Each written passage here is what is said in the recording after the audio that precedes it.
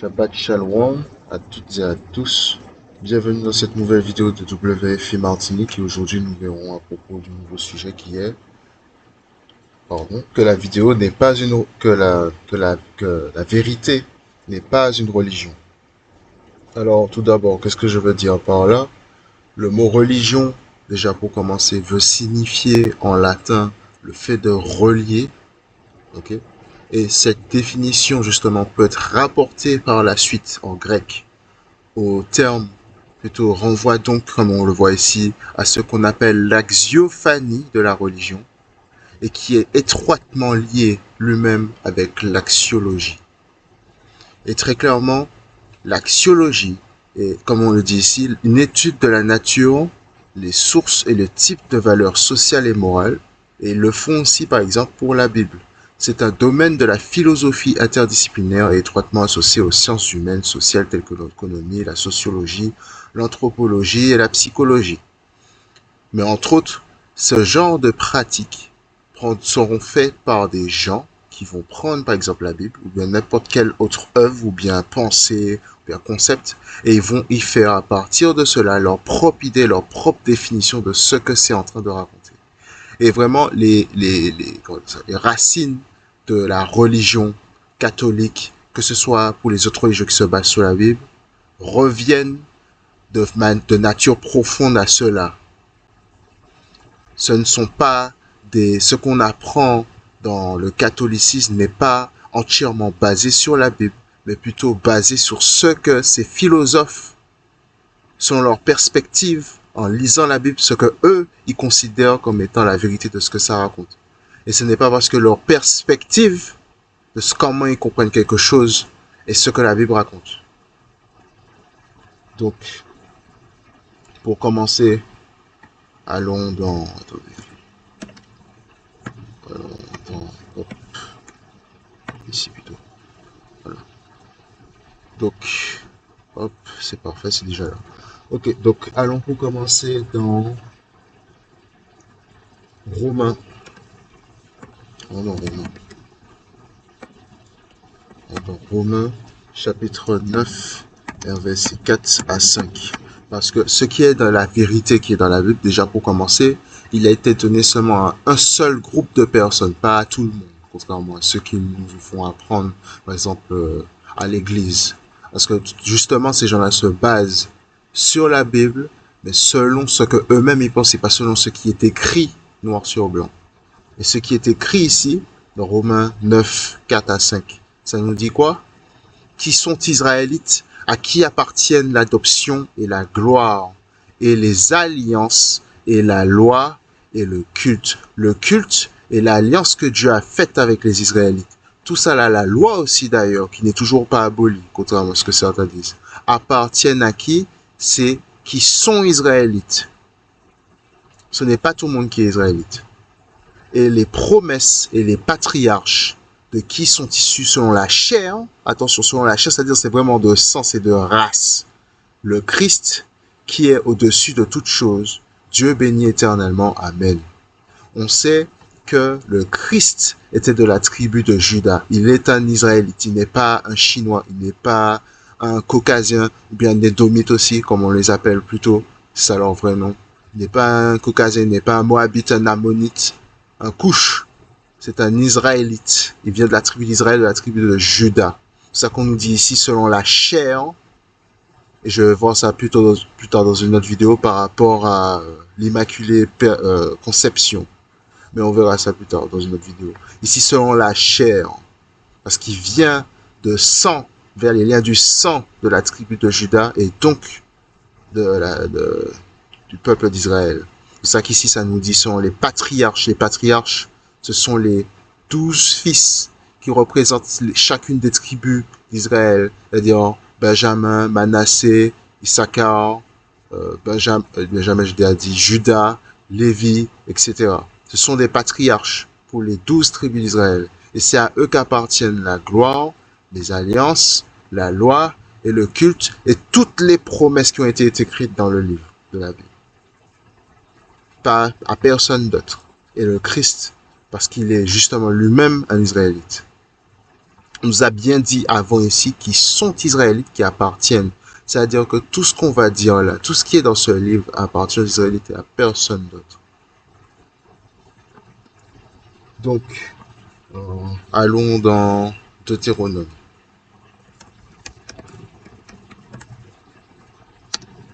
Chapitre 7 et verset 6 pour commencer. Bon. Deutéronome chapitre 7 et verset 6. Car tu es un peuple saint pour l'Éternel ton Dieu. L'Éternel ton Dieu t'a choisi pour que tu fusses un peuple qui lui appartient entre tous les peuples qui sont sur la face de la terre. Dieu s'est choisi un peuple d'entre tous les peuples de la face de la terre. Ça ne va pas changer.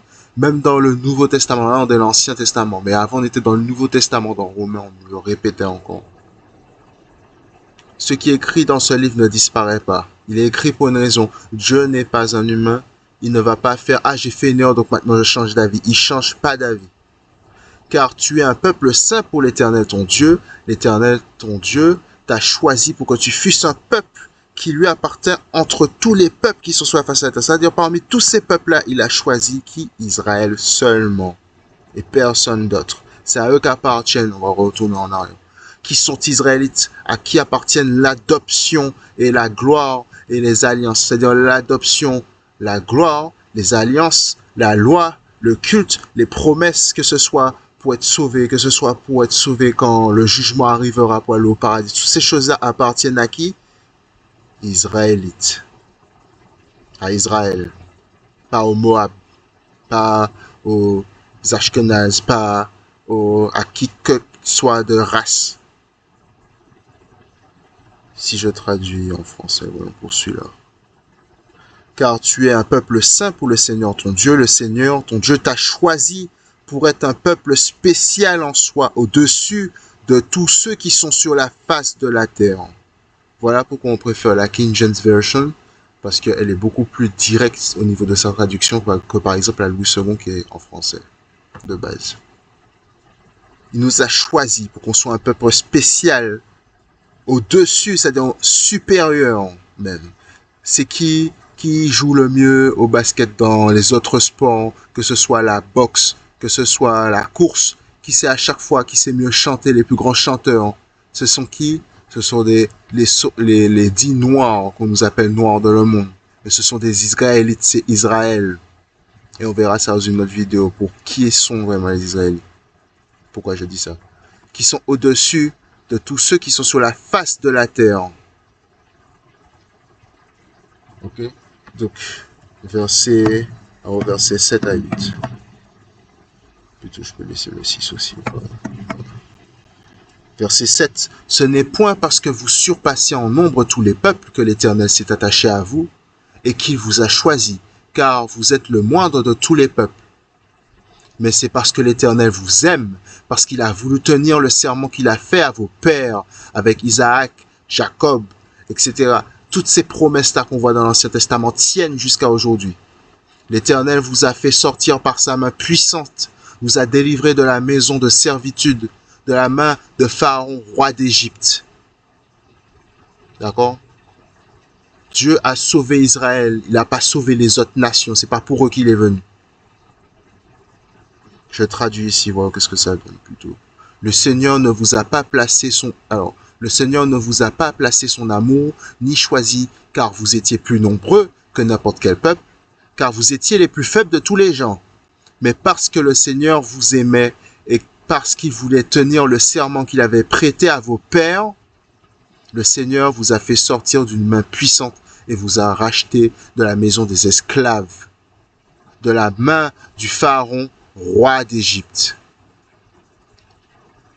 Si je regarde le verset 9. Sache donc que c'est l'Éternel, ton Dieu, qui est Dieu. Ce Dieu fidèle, il est fidèle. Vous avez entendu, il est fidèle. Il ne va pas changer d'avis. Il ne va pas abandonner Israël et faire rentrer d'autres nations ensuite dans ce commandement qu'il a dit qu'il va tenir pour les pères depuis les temps anciens qu'il a promis. Il ne va pas casser ça. Ce Dieu fidèle garde son alliance et sa miséricorde jusqu'à la 1000e génération envers ceux qu'il aime et qui observent ses commandements. Et on va voir par rapport à cette petite phrase-là. Mais ici, ça nous dit justement, Dieu est fidèle. C'est-à-dire, fidèle. Il ne va pas casser la promesse qu'il a faite qui va seulement être avec Israël, comme on a vu juste avant. Il a choisi seulement Israël. Il l'a promis. Ça ne va pas changer. Et on te dit ici jusqu'à la 1000e génération, qui veut ici en fait tout simplement dire, c'est une parabole, mais ça veut tout simplement dire pour toujours. Mais pour certains, peut-être que certains diraient, oui, mais c'est 1000 générations au sens littéral du terme. Une génération est environ dans le monde de 20 à 30 années. D'accord? Donc maintenant, c'est-à-dire si on a 1000 générations d'êtres humains, on le multiplie par 1000, le 20 ou 30. Et comme on va prendre une fourchette, on va prendre 15. Comme, plutôt, pas 15, 25. 25. Comme ça, on est entre les deux. Ça voudrait dire 25 000 ans. 25 000 ans. Si, attendez. Si je lui demande carrément ici. Combien de temps est-il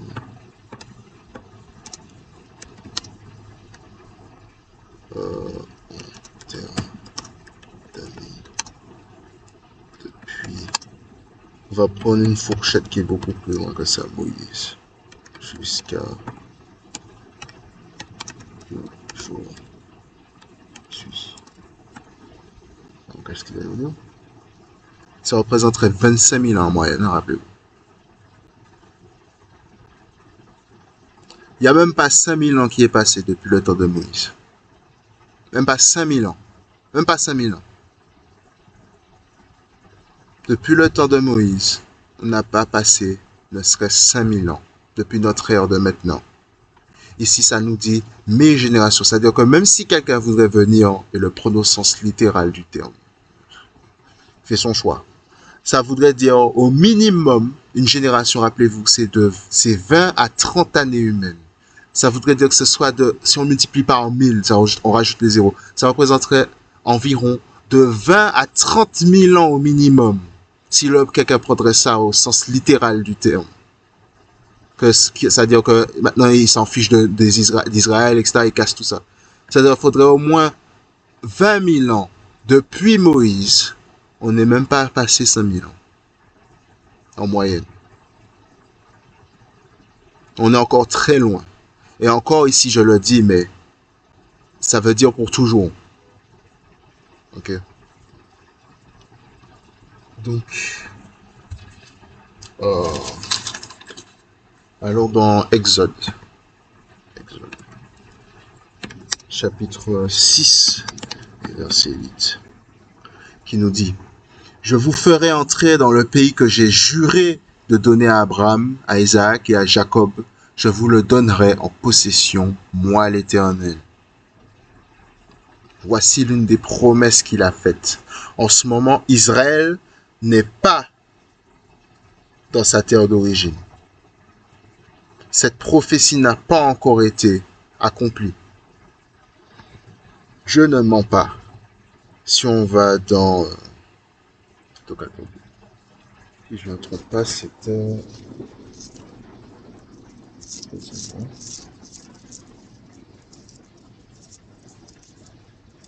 C'était Apocalypse ou Révélation plutôt.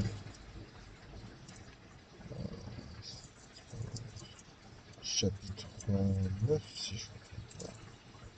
Chapitre 9 et verset...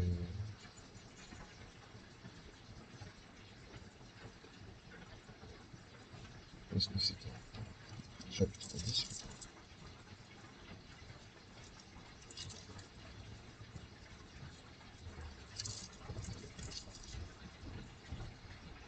Voilà, non, c'était chapitre 3. Alors, dans Révélation, chapitre 3, et verset 9, voilà, c'est le verset qui est verset 9, qui nous dit: Voici, je te donne de ceux de la synagogue de Satan. C'est qui va dans des synagogues? Hein? C'est qui va dans les synagogues? Qui se disent juifs et ne le sont pas, mais qui mentent, voici, je les ferai venir se prosterner à tes pieds et connaître que je t'ai aimé. Et ici, si je vois la version ici qui est beaucoup mieux, qui est beaucoup plus directe sur sa traduction. Voici, je les ferai de la synagogue de Satan qui disent être juifs, ne le sont pas, mais mentent. Voici, je les ferai venir et adorer devant tes pieds et savoir que je t'ai aimé. Ça aussi, c'est une prophétie qui va arriver vers la fin. C'est une prophétie à accomplir. Les Israélites ne sont pas en ce moment, les vrais Israélites sont les prophéties sur la Bible, ne sont pas en ce moment sur leur terre d'origine. Ces gens qu'on voit en Israël sont des imposteurs qui ont pris la place et se sont fait passer pour eux. C'est qui, encore je répétais, qui va dans des synagogues?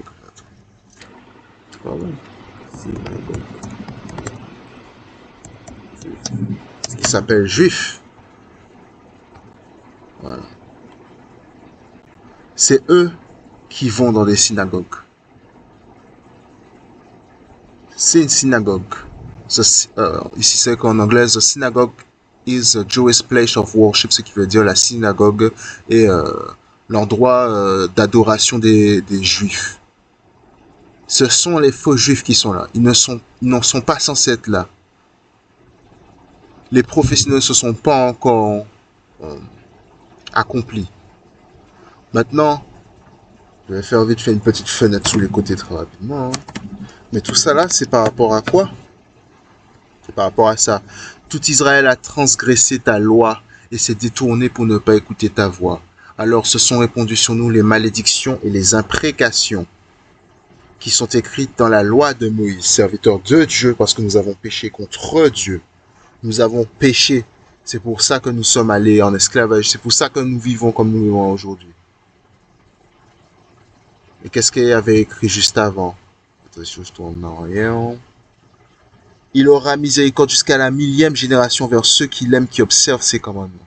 Nous devons faire ces commandements si nous voulons être rachetés. Nos pères faisaient les lois et les commandements. Il ne nous a pas oubliés. Mais pour qu'ils puissent nous sauver, pour qu'on puisse être sauvés, nous devons en premier nous racheter, pour que ça puisse être terminé. Et l'ennemi, lui, il sait ça très clairement. Et ils font tout en leur pouvoir pour qu'on puisse ne pas le savoir, pour qu'on puisse l'oublier. Allons dans...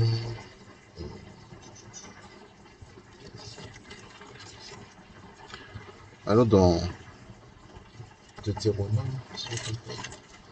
Deutéronome 28. Ouais, 28. Alors dans Deutéronome 28 et verset, prenons le verset 64. Le verset 64. Deutéronome 28, chapitre 28 et verset 64. On peut le voir ça, ici. L'Éternel te dispersera parmi tous les peuples. Alors c'est ce que ça parlait avant dans Daniel. Ici je vais remettre rapidement. Daniel 9, 11. C'est de ça qu'il parlait. Tout Israël a transgressé ta loi et s'est détourné pour ne pas écouter ta voix. C'est-à-dire on ne fait pas les lois et les commandements. Désobéis à Dieu. Pardon. Alors se sont répandues sur nous les malédictions et les imprécations qui sont écrites dans la loi de Moïse, serviteur de Dieu, parce que nous avons péché contre Dieu. Ces malédictions et ces imprécations qui sont écrites, voici l'une d'entre elles, juste avant dans Deutéronome 28, 64, qui nous dit « L'Éternel te dispersera parmi tous les peuples d'une extrémité de la terre à l'autre. » À qui c'est arrivé? Qui est-ce qui a été emmené par bateau, littéralement à l'extrémité de la terre? Les Juifs en question là, c'est arrivé avec les nazis genre par train? C'est ça? Par train? Non. Et là, tu serviras d'autres dieux qui n'ont connu ni toi ni tes pères, du bois et de la pierre. Et de ce que je comprends, de ce qu'on sait, les nazis n'avaient pas ce genre de pratique-là envers les Juifs.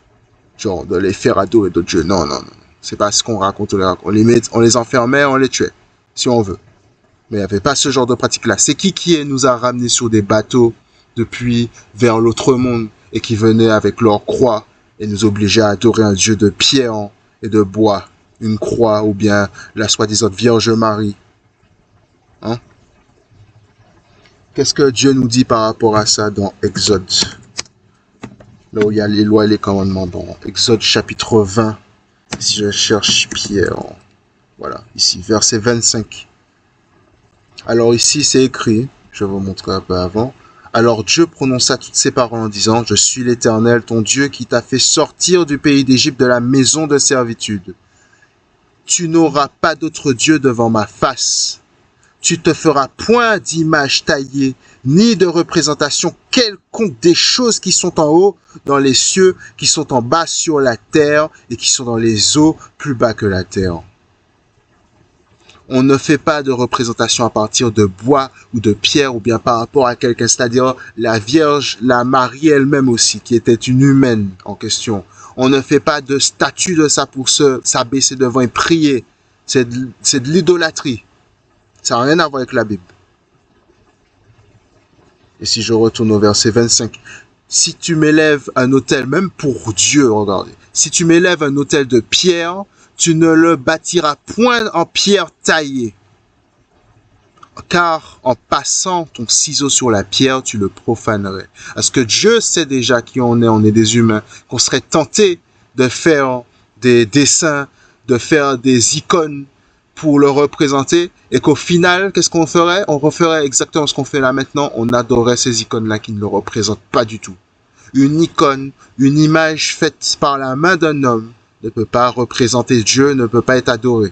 Que ce soit une croix, un collier en croix, en or, en diamant, comme vous voulez, ça ne peut pas remplacer.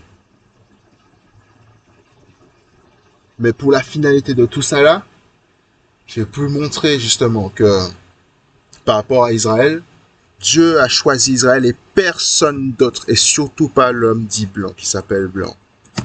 Depuis l'esclavage, si je vais dans Proverbe, chapitre 30, je crois que c'était verset 11 à 14. Voilà, c'est ça. Il est une race qui maudit son père et qui ne bénit point sa mère. Il est une race qui se croit pure et qui n'est pas lavée de sa souillure. Qui se croit pur? Qui sait? Parce que c'est pas nous qui les avons appelés blancs, vous savez. C'est depuis l'esclavage. Ils se sont appelés eux-mêmes blancs et ils nous ont appelés noirs. Si je tape blanc,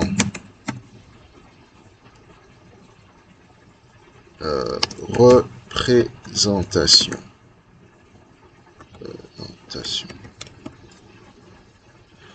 Le blanc est une couleur qui symbolise la pureté, la lumière, l'innocence. Il joue un rôle crucial. Attendez, voilà. Il joue un rôle crucial dans divers cultes, etc. Le blanc, comme les autres couleurs, ou bien même certains chiffres, beaucoup de choses ont des représentations qu'on peut rapporter, dont le blanc qui va être rapporté, qui symbolise la pureté, la lumière, l'innocence, la sainteté. Et si on a bien la pureté, et c'est pour ça qu'ils se sont appelés blancs, c'était pour mieux ancrer en nous durant l'esclavage, que nous on était inférieurs à eux, et que eux ils étaient une race pure. Et pour ça que Dieu sait déjà qu'est-ce qu'ils étaient, qu'est-ce qu'ils allaient faire à l'avance. Mais on a été punis. Donc on devait vivre tout ça. Mais ils savaient déjà qu'est-ce qu'ils allaient faire. Il est une race qui se croit pure et qui n'est pas lavée de sa souillure. C'est eux qui se croient purs. Il est une race dont les yeux sont hautains, ils nous regardent de haut. Ils se croient plutôt supérieurs et les paupières élevées. Il est une race dont les dents sont des glaives et les mâchoires des couteaux pour dévorer le malheureux sur la terre et les indigents parmi les hommes. On est en train de parler ici de l'homme dit blanc, d'Édom. Et qu'est-ce que Dieu pense par rapport à Édom? Je vais dans Romains, chapitre 9, et verset 13. Qu'est-ce qu'il nous dit là? J'ai aimé Jacob et j'ai haï Ésaü. Ésaü est l'ancêtre des Édomites. Il n'aime pas les Édomites, il n'aime pas leurs ancêtres, ils ne sont pas choisis. Si dans une histoire il y aurait un protagoniste, Édom est l'antagoniste. Si on va même plus loin, verset 13 et je crois que c'est verset 16. Que dirons-nous donc? Y a-t-il en Dieu de l'injustice? Est-ce qu'il est injuste parce qu'il a rejeté une partie de ces... Parce qu'il a rejeté, pas une partie, mais il a rejeté ces gens-là et puis il fait du favoritisme sur un peuple. Que dirons-nous donc? Y a-t-il en Dieu de l'injustice? Loin de là. Non, il n'est pas injuste pour faire ça. Car il dit à Moïse, je ferai miséricorde à qui je fais miséricorde et j'aurai compassion de qui j'ai compassion. Et dans les préceptes que j'ai montrés avant, pour retourner en arrière dans la vidéo, on a déjà parlé de ça. Il a choisi Israël, il restera fidèle à Israël et ça ne va pas changer. J'aurai compassion de qui j'ai compassion. Il choisit qui est-ce qu'il veut prendre. C'est pas aux gens de choisir qui est-ce qu'il doit prendre. C'est pas son problème de ce que tu penses. Au verset 16, ainsi donc cela ne dépend ni de celui qui veut, c'est-à-dire que ce soit ce que toi tu penses, ça ne dépend ni de celui qui veut, ni de celui qui court, mais Dieu qui fait miséricorde. C'est lui qui choisit qui est-ce qu'il choisit. Et comment il le fait, ou bien comme. Vous n'avez pas votre mot à dire là-dessus. C'est écrit, point barre. Il n'y a pas de ah non, mais. Et d'ailleurs, par rapport à ça, je vais me mêler un peu plus loin. De la fin de l'Ancien Testament, c'est que. Parce qu'il y a déjà l'Église, ah mais tu peux pas dire ça, et les autres alors, etc. Et eux alors, tu les laisses comme ça. Est-ce que je peux le trouver ici? Bon, après, je vais prendre celui-là. Je vais prendre celui-là. Parce que, je vais vous dire, si ce n'est pas encore bien rentré, hein. Malachie, chapitre 3 et verset 6. Prenons celui-là avant vite fait pour être sûr. Et tout le monde est pour être sûr que j'ai bien expliqué. Parce que... Alors, Malachie, chapitre 3 et verset 6. Car je suis l'Éternel, je ne change pas. Il ne va pas changer d'avis, il ne va pas changer qui il est, il n'est pas un humain. Les humains changent parce qu'au fur et à mesure du temps, ils gagnent de l'expérience et leur perspective change. Dieu a créé le temps, il a créé ce même principe-là. Il n'a pas de concept de changement, il est déjà parfait. On change lorsqu'on est imparfait. On change pour changer d'un état à un autre, pour passer d'un état instable à un état plus stable. C'est même vrai en chimie. Pour les atomes, pour les molécules. Plutôt pour les molécules. Je ne change pas. Et vous, enfants de Jacob, vous n'avez pas été consumés. Ils n'ont pas disparu, ils n'ont pas été oubliés. Ça ne changera pas. Il ne va pas changer son avis. Car je suis éternel, je ne change pas. Ok? Donc, maintenant, pour le passage que je vais vous montrer. Voilà. Dans Malachie chapitre 2. Déjà, ils disent, ah, mais les autres, tu peux pas dire ça aux gens, etc. On verra. Chapitre 2 et verset 9. Et moi, je vous rendrai méprisable et vil aux yeux de tout le peuple, parce que vous n'avez pas gardé mes voies. Ils ont désobéi. Et comment ils ont désobéi aussi? Et que vous avez égard à l'apparence des personnes quand vous interprétez la loi. Parce que, tu peux pas dire ça aux gens, etc. Genre, il y a telle personne qui est là, sinon il se sent exclu. Bien sûr que oui, il est exclu. Il ne fait pas partie. On ne peut pas faire égal à l'apparence des gens, ou bien leur personne, ou bien leurs sentiments lorsqu'on parle de la Bible. Et que vous avez égard à l'apparence des personnes lorsque vous interprétez la loi. N'interprétez pas la loi selon les gens, sinon c'est déformé. La Bible a une signification et elle ne dépend pas de ce que les mœurs humaines dépendent, ou bien pensent. Ce que Dieu veut, comme on a vu avant dans Romains. Je retourne en arrière. Ainsi donc cela ne dépend ni de celui qui veut, ni de celui qui court, mais de Dieu qui fait miséricorde. C'est Dieu qui décide. Pas par rapport à oui, mais non. C'est écrit, frérot. D'accord? Donc, je vais finir sur ça. Shabbat Shalom pour la prochaine vidéo. À plus.